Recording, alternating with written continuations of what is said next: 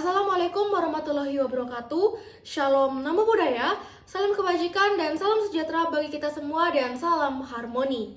Perkenalkan, nama saya Niputu Gita Suci Maharani dengan nomor NIM 2311011005 yang pada kesempatan kali ini akan mempraktekkan konseling kognitif dengan setting layanan bimbingan individu. Halo Ayasari, bagaimana kabarnya hari ini?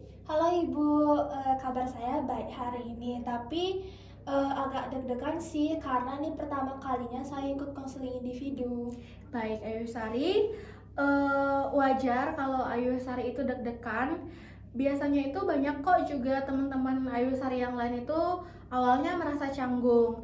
Tapi tenang aja, di sini tempatnya aman. Kita di sini bakal ngobrol santai, nggak ada yang menghakimi. Apapun yang Ayusari utarakan di sini akan terjaga kerahasiaannya. Dan di sini Ayusari bebas untuk berargumen, bercerita, apapun yang ingin Ayusari ceritakan itu bebas, karena di sini kita ada asas kerahasiaan dan keterbukaan. Terus juga tujuan kita di sini hanya satu, agar Ayusari merasa lebih baik dan berkembang menjadi pribadi yang lebih baik lagi, seperti itu. Jadi sebelum kita masuk ke sesi utamanya, Ibu mau ngobrol sedikit dulu tentang topik bullying. Apalagi kan sekarang ini topik bullying itu lagi tinggi-tingginya. Banyak kasus, apalagi itu kasus bunuh diri, itu tuh lagi viral-viralnya. Dan di sini Ibu ingin membahas terkait bullying atau perundungan yang lebih intens lagi, yaitu bullying verbal. Apakah Ayusari sebelumnya itu pernah mendengar atau mengetahui perundungan verbal atau bullying verbal itu apa sih? Kalau yang saya ketahui, bullying verbal tuh kayak ngeledek atau menghina orang lewat kata-kata, Bu ya? Betul banget Ayusari. Jadi bullying verbal itu adalah bentuk perundungan yang dilakukan lewat ucapan. Nah, misalnya ejekan, hinaan, julukan kasar, atau sindiran juga bisa disebut dengan bullying verbal. Nah, meskipun nggak ada kekerasan di sini dalam bullying verbal, tapi efeknya itu benar-benar akan terasa pada sang korban, karena itu bisa menjadikan luka batin bagi korban yang mengalami bullying verbal tersebut. Nah, di sini Ayusari pernah nggak dengar atau tahu kalau teman Ayusari itu dikatain gendut, hitam, bodoh, atau alay? Pernah sih Bu, bahkan saya juga mengalami sendiri. Ya ikut-ikutan juga, tapi kadang juga saya yang kena gitu Bu. Jadi kayak saling ngejek aja gitu. Baik Ayusari, itu dia itu biasanya hal yang mungkin familiar kita temukan di lingkungan sekolah.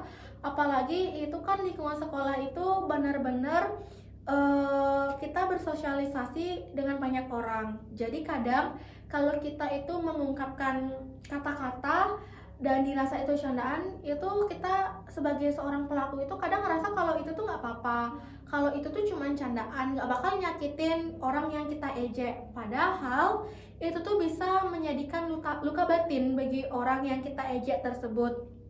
Nah, kemudian juga kita juga kadang nggak sadar kalau candaan itu bisa sangat menyakitkan, bahkan bisa bikin orang tersebut malu atau bahkan nggak mau bersosialisasi dan bisa menarik diri dari lingkungan sekitar dan merasa nggak berharga. Seperti itu Ayusari. Iya sih Bu, jadi saya pernah tuh di suatu saat itu ada teman saya yang sering diajak terus, padahal dia tuh nggak pernah ngelawan Ibu, nggak pernah buat onar atau segala macam. Tapi lama-lama dia jadinya tuh jarang masuk dan jadi kayak menjauh dari teman-teman gitu Ibu. Baik Ayusari, itu merupakan salah satu dampak dari bullying verbal.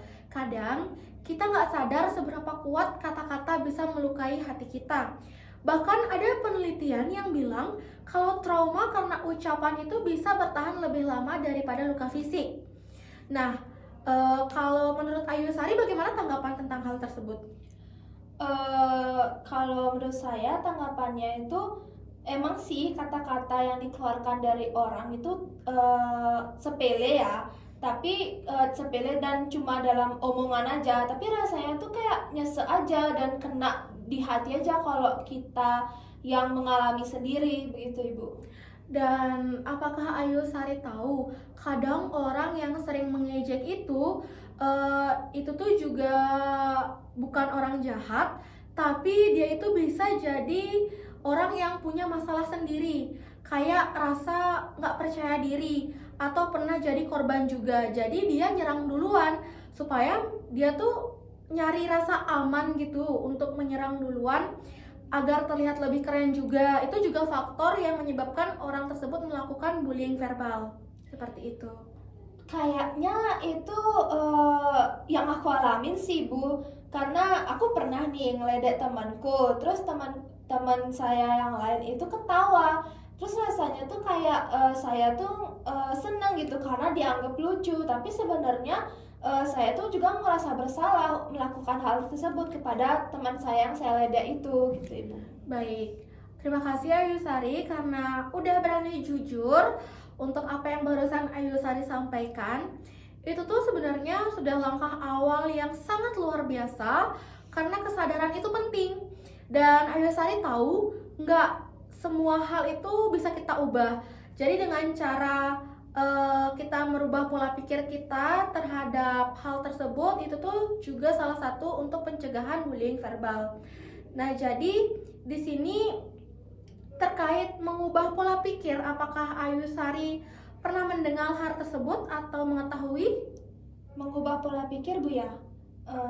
Gimana itu maksudnya Ibu?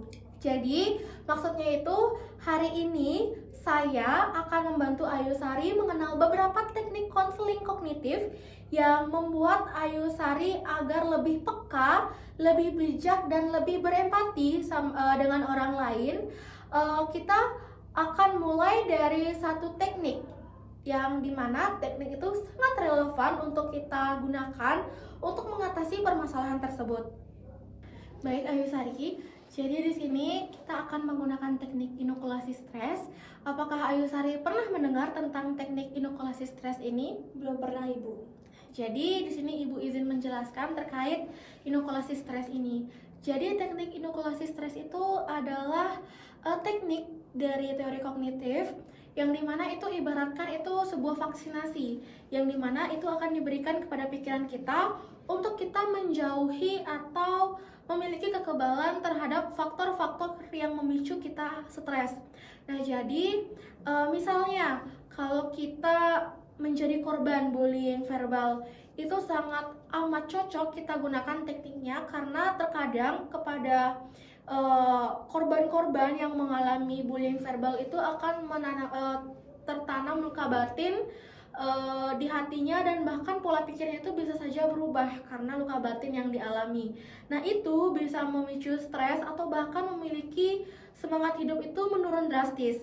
Nah, seperti itu. Apakah Ayu Sari memiliki pengalaman terkait bullying verbal, dan bagaimana Ayu Sari menggunakan teknik inokulasi stres ini kepada diri Ayu Sari? Oke, baik, terima kasih Ibu.